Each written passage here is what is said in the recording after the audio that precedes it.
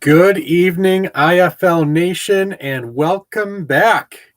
It is 7 p.m. over here on the East Coast in the middle of the week, which means one thing.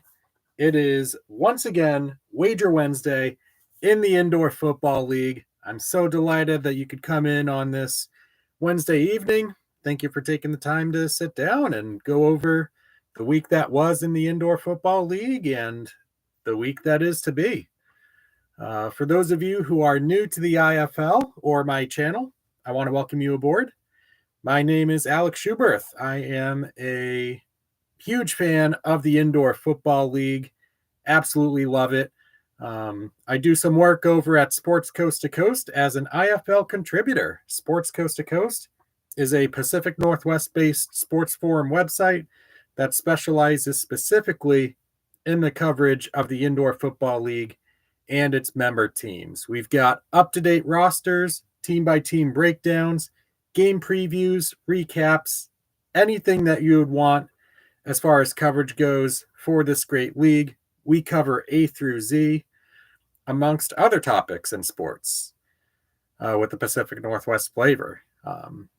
So there you will also find my written version of this Wager Wednesday post. I definitely recommend that you go check that out. The website is in the description, and there's a bit of an interactive activity on my post this week. So definitely check it out and chime in on it. And with that, we will pivot over to the main event of the evening.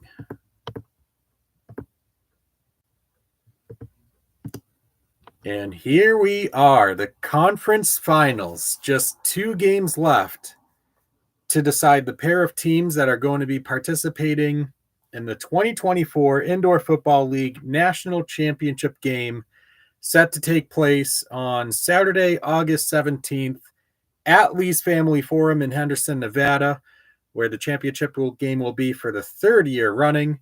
Here's to hoping that the extension on that agreement gets extended, because I've been for the past 2 years and going again this year.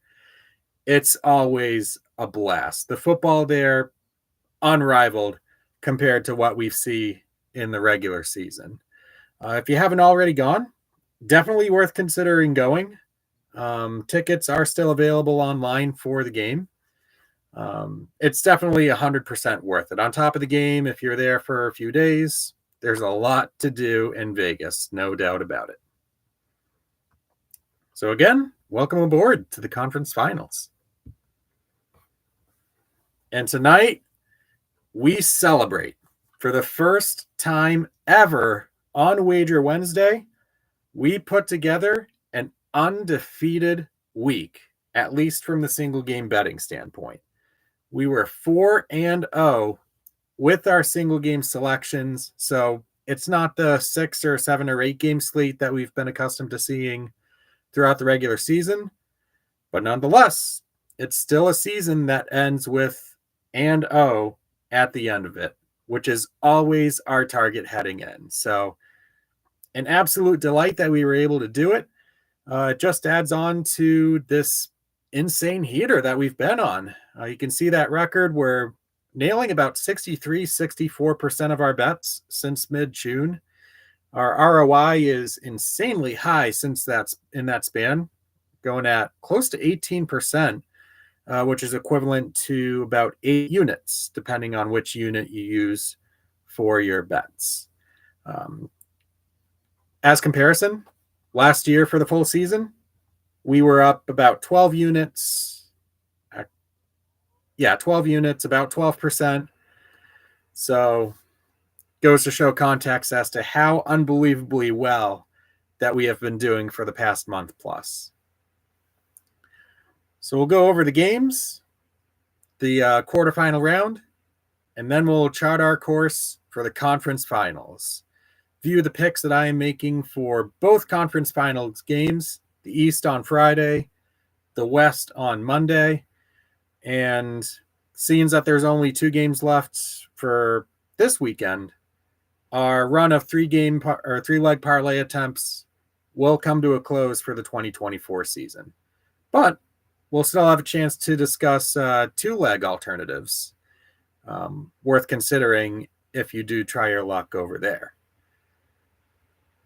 We'll then go over the futures forecast and trends. We've got 4 teams left on the board.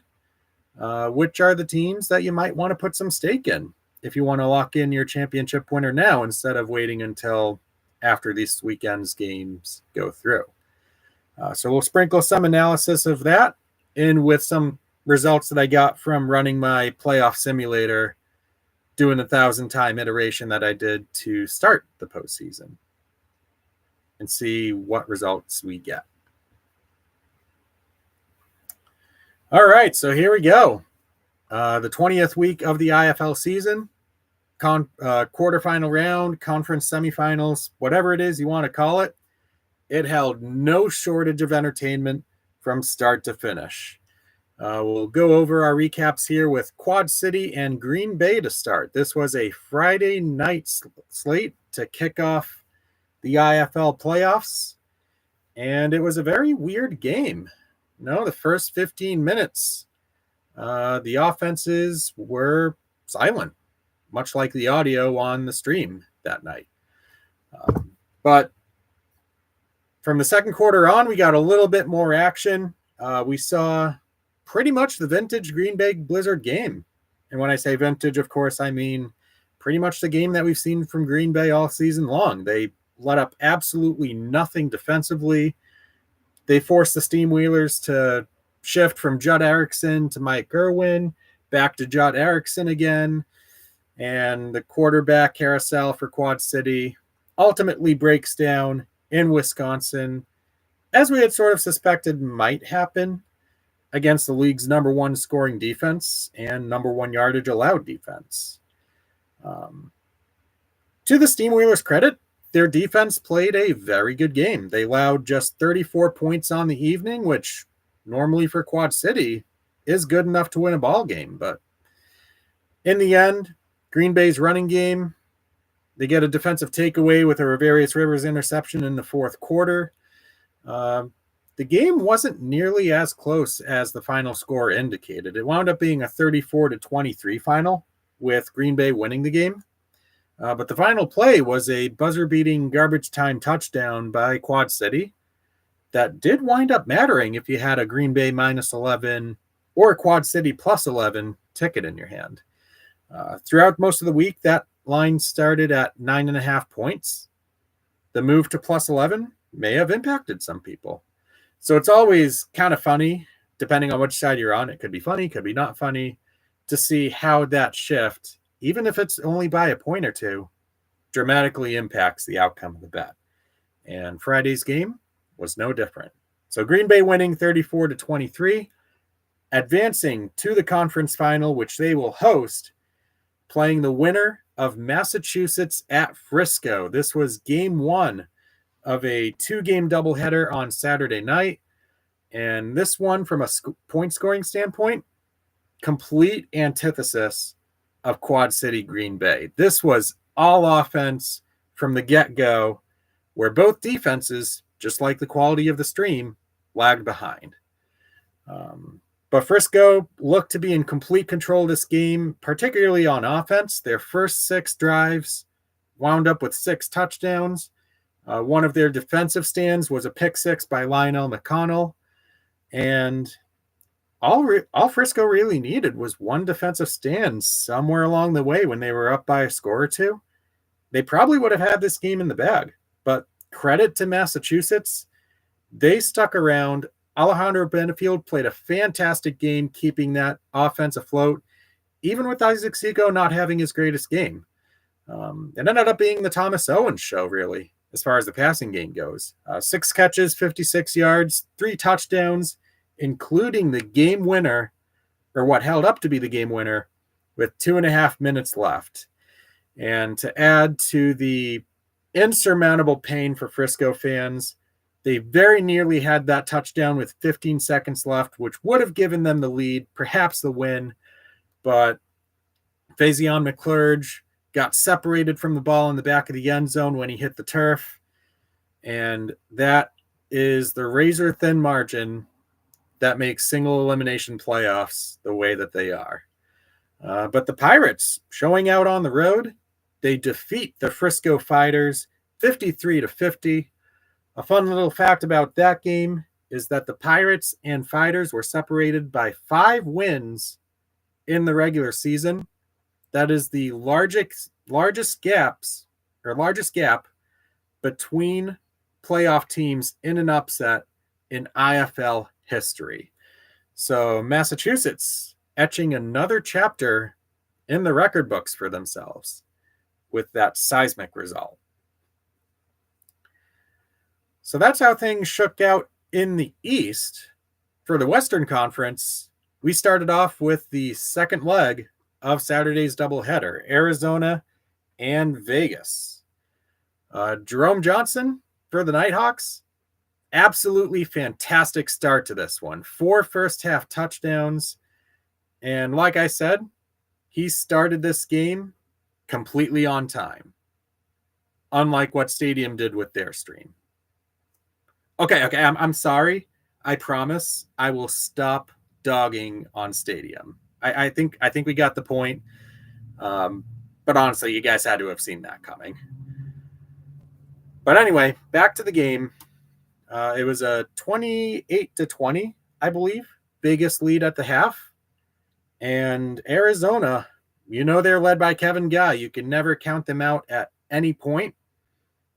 They stared down a 15-point lead or 15-point deficit entering the fourth quarter, basically having to play the perfect 15 minutes of football to have a shot at winning. That's precisely what they did. They got a touchdown when they needed to cut the deficit in half, forced Jerome Johnson to throw a mind-boggling interception, which they turned into another touchdown. Failed 2-point conversion still meant they were down 2 points. So they needed a defensive stand in order to give themselves a shot at the win. And that's precisely what they got. They forced Vegas into kicking a field goal. The lead increases from 2-5. So now Arizona had to score a touchdown to win. They fight their way to the 2-yard line. 4th and goal. Game-deciding play with 2 seconds left. Arizona puts the ball in the hands of Dalton Snead, who takes a 2-yard keeper, barrels down the left-hand side, crosses the goal line, wins the game in walk-off fashion. Complete heartbreak for the Nighthawks in their playoff debut. But they run into arguably the most experienced playoff team in the field in the Arizona Rattlers, and it turns out to do them in the very end. The Rattlers upsetting the Nighthawks 39-38. The game staying well under 96.5 as we had predicted to get us to 3-0 heading into Sunday's game between the San Diego Strike Force and Bay Area Panthers, the reigning champions at home against a team, their hated rivals, that they knocked out 3 out of 4 times in the regular season. For Bay Area, the start was respectable enough. Daquan Neal was playing really well, running rampant, and the Panthers even got some electric contributions on special teams with the kick return touchdown. They led at the half 28-24, but then San Diego made their move. They received the opening kickoff to start the second half, got a touchdown on that first drive to take the lead, and from that point, they never looked back. They forced Bay Area into a 4th down field goal attempt that missed, allowing the Strike Force to score another touchdown to get up 9 points. The lead shuffled around a couple more times between 2 and 9 points. Then late in the fourth quarter, just like what Bay Area did in the prior meeting the week before, San Diego this time getting the closeout touchdown with just over a minute to go. Last second drive by Bay Area ended with an interception in the end zone by the team that leads the league in interceptions this season. And our first round ends with a 3rd consecutive upset, ones that see the reigning champions bow out to the San Diego Strike Force. The Panthers dropping the game 49-40. as it is the number 4 versus number 3 in a wild Western Conference that'll participate in that conference championship for the right to go to Henderson in the middle of the month. So that was a crazy week. Like I said, no shortage of action, high stakes playoff football. You couldn't ask for anything more, especially the fact that we went 4-0. Just an unbelievable way to open up the playoff slate. One of our goals was to clinch a winning record in the postseason, and we've done exactly that. Even if we lose these final 3 games, we can still say we finished with more wins than losses in the postseason. So quite amazing. So I decided to incorporate the playoff results with our year-long results to kind of illustrate how good some of these bets have been, particularly with our underdogs on the spread, which we are now operating at close to 70% efficiency on. We spotted midway through the season that there was significant money to be had here. We pivoted most of our spread bets towards backing favorites, and that has been arguably the linchpin in our recovery story for 2024. Another bet that we've been red hot on recently is picking unders. In our last 10 under picks, we've converted on 8 of them, with one of those actually losing by the hook with the game of the year candidate when Northern Arizona came back from 25 down to beat Bay Area, where it took a game-winning deuce to cook that wager by the hook. So whenever we're saying that games are going under, they have pretty much stuck to that script in entirety. So will we be picking at least one more under selection? We'll have to see. But as you can see down below, the 3-leg parlay did not hold up particularly well. We got the start we needed with Green Bay covering, but then Vegas's loss at the gun did us in. And even if Vegas had survived, San Diego and Bay Area going over would have cooked the parlay anyways. So it was just that kind of year. Our single leg percentage was actually above 500, which when that happens over the course of 19 weeks, you'd expect to win around 2-3 parlays on the season. We only got 1. So a little bit of rough luck there. Hopefully regression to the mean will kick in and we'll see some more parlay wins in 2025. And now we look at our lifetime results, factoring in action from this past week. We've made it past the 125 win mark lifetime for our IFL bets dating back to last season.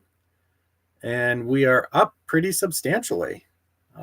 Our last hurdle that we can try to climb for 2024 is an attempt to get to a positive record. And I'm just realizing now that I forgot to update that 2024 number for the regular season. That should be 68, 62, and 2 with a net profit loss. Oh, no, I did update it. So that was just regular season record. Never mind. I did my homework. And here's an updated playoff bracket for you. Those are our final 4 teams. Green Bay hosting Massachusetts. Arizona hosting San Diego. Those 4 teams will battle it out to see who participates in the IFL Championship game, the final installment of the indoor war. And now it is time for my weekly disclaimers. The lines and odds that we are going to be using today come specifically from DraftKings. We will not be using ESPN Bet going forward, seeing that these games are not going to have double-digit spread lines. So we won't have to worry about money line not being available. A little bit of a spoiler alert for you. So we've always used DraftKings for our valuations. That is not going to change for 2025, barring any changes to any agreements between the league and its betting partners. This is an entertainment purpose stream. It is not meant to be made for money or to be referred to as a gambling tool. This is just us making speculative guesses based on some data, some metrics that we've come up with to see if there's any value to be had in picks where the public might not see it at first. This is really for fun, not for gambling. If you do decide to tail my bets here as inspiration for ideas for your picks, you're more than welcome to do so. But please do so legally and responsibly. You have to be 21 or older to play in most jurisdictions. And if you do play, practice safe gaming habits. Have a budget, risk only what you can afford to lose. And if you or a loved one is having problems with problem gaming, there's a lot of resources that you can refer to online for help in that matter. Haveagameplan.org is the example that I've referred to most frequently. A good site to go to that can help debunk myths and offer additional resources for help with gambling-related problems. And now, without further ado, time to lock in and discuss the conference finals, of which we will start with Friday's Eastern Conference final, the third-seeded Massachusetts Pirates against the number one seeded Green Bay Blizzard. Green Bay favored by a touchdown on the dot, the over-under 81.5, serving as the lower of the two totals of the week. On the money line, a Pirate upset would pay plus 240, and Green Bay just a shade under minus 300 for a win of their own. This game was so much fun to kind of think about in the few days leading up to this, because both teams profile very similarly despite the large gap in season-long results, at least from a win-loss standpoint. Both teams love to use their running games on offense to kind of pace their point-scoring efforts there. And these two teams are among the premier teams in the league in almost every defensive category. Green Bay first in the league in yardage allowed and points allowed on a per-game basis. Massachusetts coming in at number 2 and number 3 in those metrics, respectively.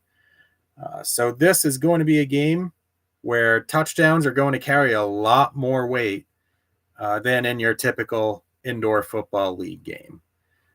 Things are going to be tight. Neither team is going to let up really anything to the other. So it's just going to come down to sheer will to determine who wins this game.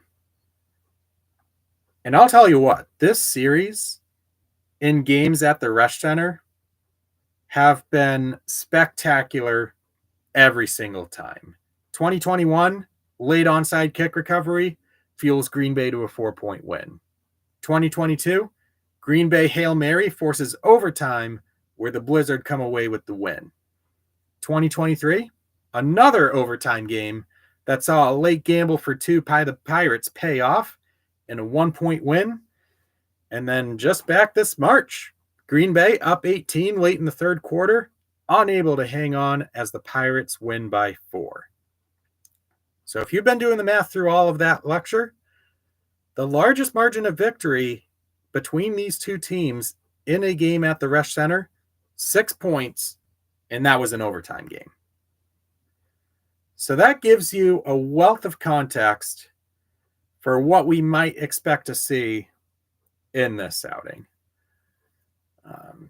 So unlike a lot of the bets that I've done throughout the season, I'm going to go category by category leading up to the pick that I ultimately will make.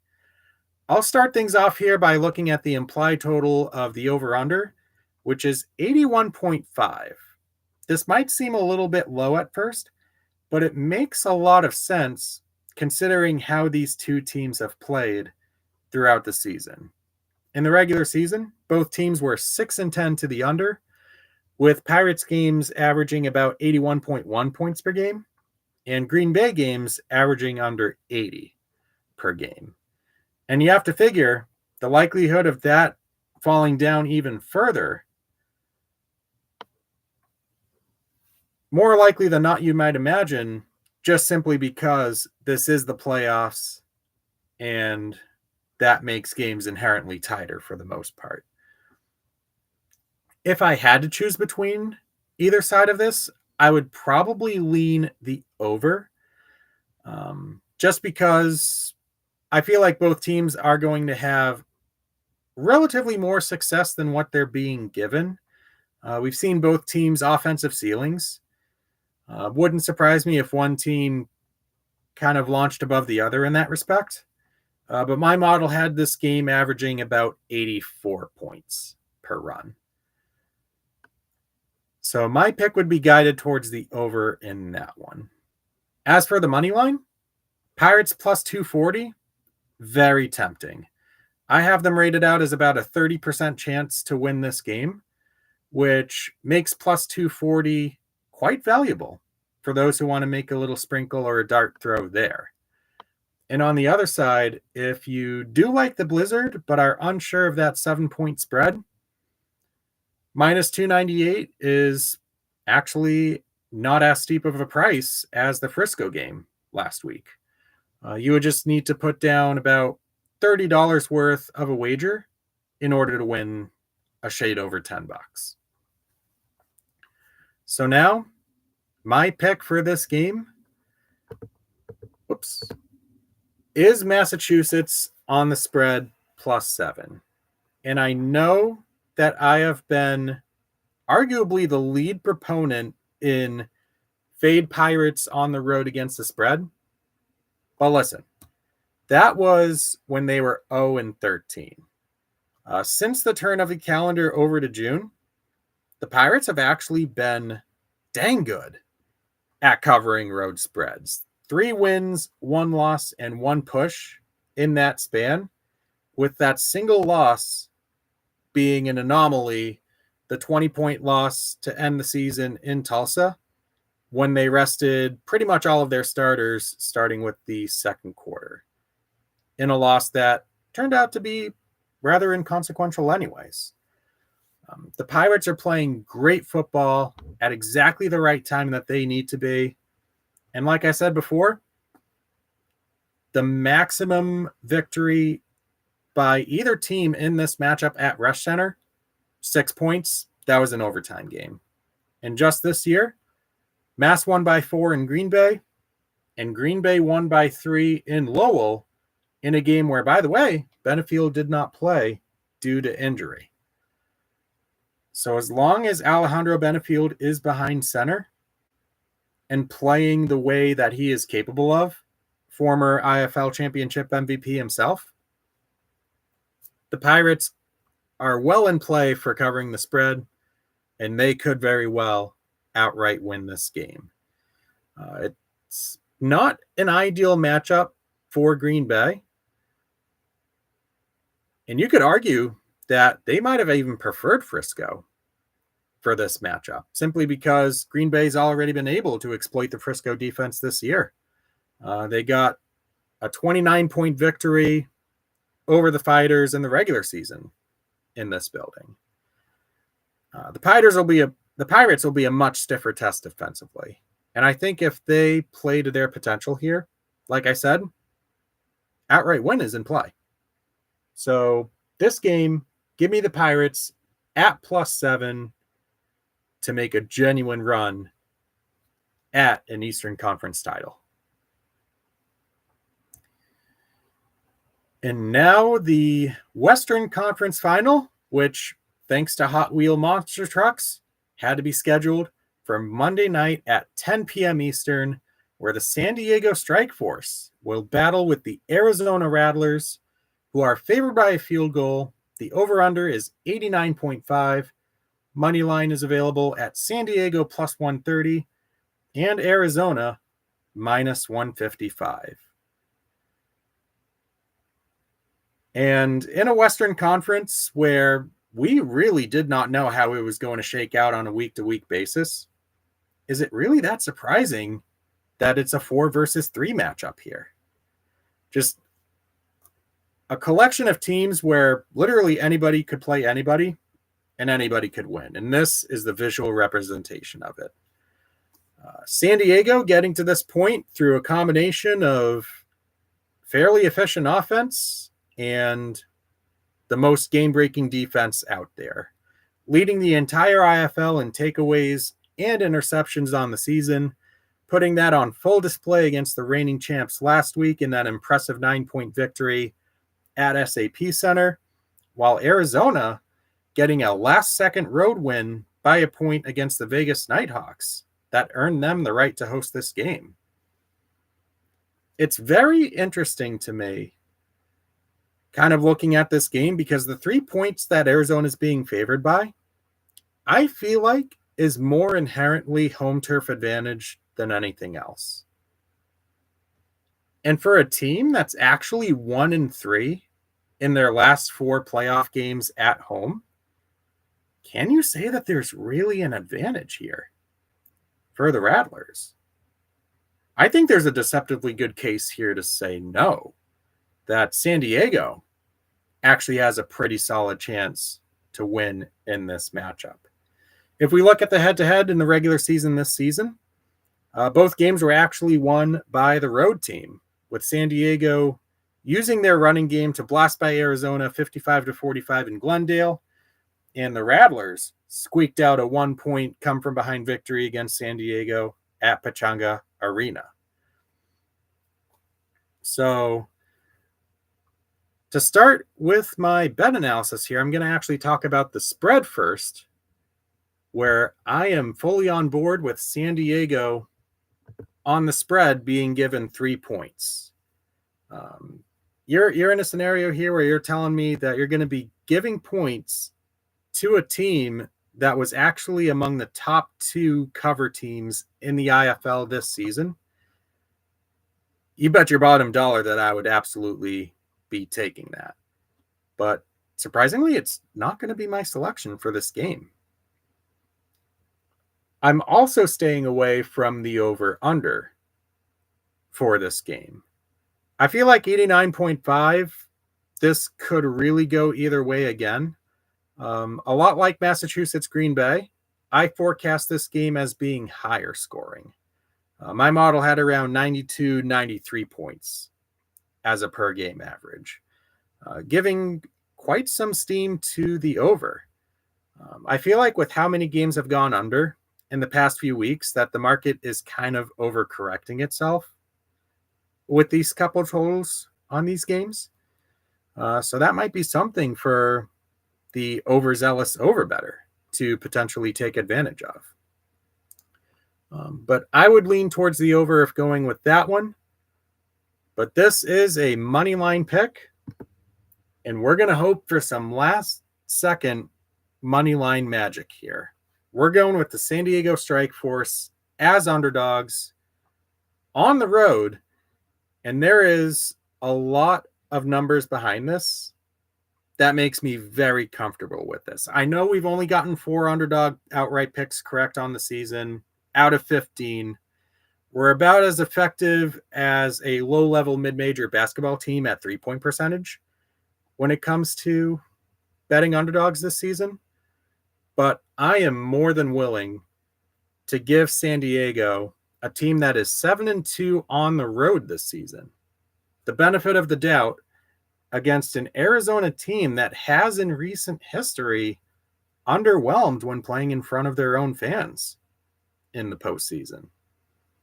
So plus 130 is pretty tasty. It's nothing earth-shattering, but it would be honestly our 5th highest payout of the season if we were to get it.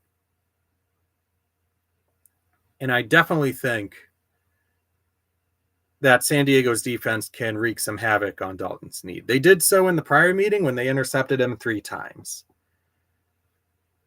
So we'll see how that one goes, but I am predicting an outright San Diego win.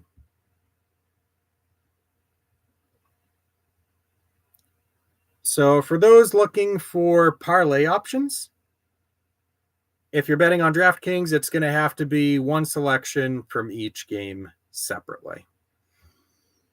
If you're choosing any combination of spreads and over-unders, you'd be looking at a payout of, I believe, plus 260. some reason it's not showing up there.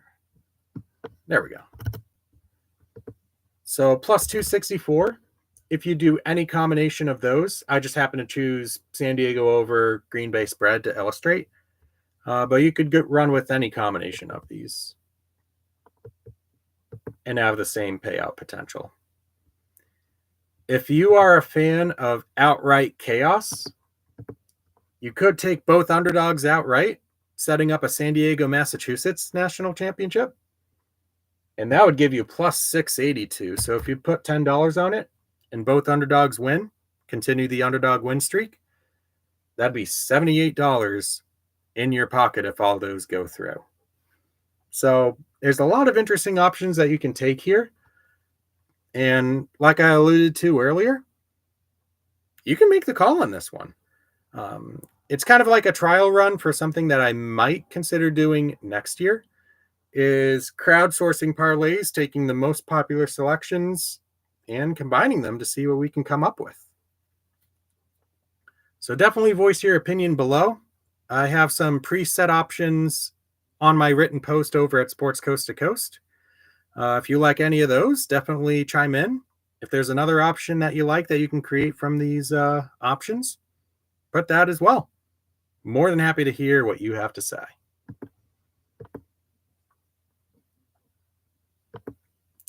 And lastly, we will wrap up with our futures selections. Green Bay still the odds-on favorite at just barely above even money, plus 115. Arizona is next in line at plus 220. San Diego plus 400. And Massachusetts at the end of the board at plus 650 for anybody that does believe that the Pirates can make a miracle run to their second title in 4 seasons. Among my favorite picks here, if I were to rank them out, I would take, if I didn't have anything already existing, I see the most value in San Diego plus 400. Like I said before, I firmly believe that they can defeat Arizona if they play their A game, which would set up a matchup in the IFL Championship against either Green Bay or Massachusetts. If Green Bay wins, the Blizzard will be the favorite. If the Pirates win, San Diego suddenly becomes the favorite. So we saw this situation play out last year a little bit in the Final Four when I had recommended Bay Area as a solid futures pick. We picked them to win in the Western Final. They did. And Bay Area got a little bit of a break with Sioux Falls upsetting Frisco in the Eastern Final. So could the same thing happen again in 2024? Another interesting little fact is that in the 3 years since the IFL has realigned into conferences and gone into its current playoff format, a total of 0 1 seeds have made it to the IFL National Championship game. So history perhaps fighting against the Blizzard as they take the field for Friday's game. So San Diego would be my top choice, followed by Green Bay, simply because of their likelihood of winning the Eastern Final and ultimately making their way through and winning the IFL Championship. My model has them winning 42% of the time, being crowned as champions. And I thought for sure that this was going to be even money or worse. So to get it at plus 115, nice little beefed up bonus there. Fully on board with it. My third choice would be the Pirates. I'd like this a lot more if this were plus 750 or plus 800. But it's a good pick if you think that the Pirates can make a run at Green Bay, which I believe can happen, as evidenced by my Pirates plus 7 pick. But it would be a lot more tempting. They'd probably leapfrog Green Bay if this were a little bit higher. But such is life. You can lock them in. $10 bet to win 75 currently on DraftKings. And then my fourth pick is the Arizona Rattlers.